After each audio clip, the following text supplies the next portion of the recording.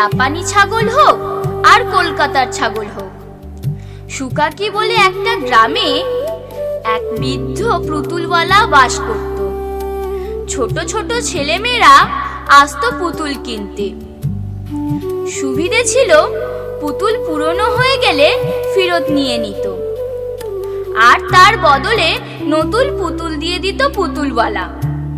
হুনা বলে একটা ছোট্ট মেয়ে দাদার সঙ্গে এসে একটা পুরানো বাদর পুতুল দিয়ে একটা ছাগল পুতুল নিল। খুব পছন্দ হয়েছে। কি সুন্দর দাড়ি, পেট টিপলেই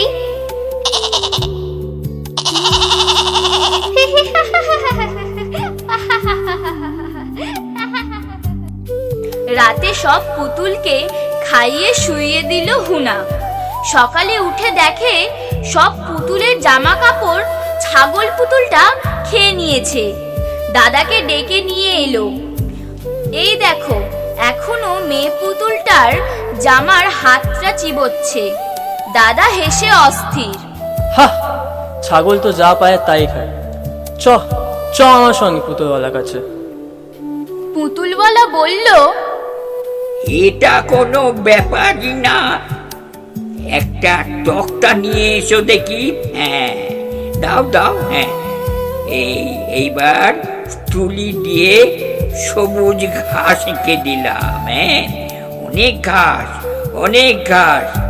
যাও, এই ঘাসের ছবিটা রাত্রির বেলা পুতুলগুলোর পাশে রেখে দেবে। হ্যাঁ, যেমন বলা তেমন কাজ। সকালে হুনা ওর দাদা দেখলো সব ঠিকঠাক, আর ছাগল পুতুলটা ঘাসের ছবির পাশে ক্লান্ত হয়ে বসে আছে।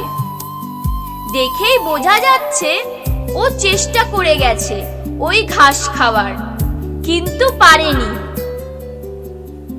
ঠিক হয়েছে, ঠিক হয়েছে। ছাগল এবার জব্দ, পায়নি খেতে রাতের বেলা। মুখেতে নেই শব্দ।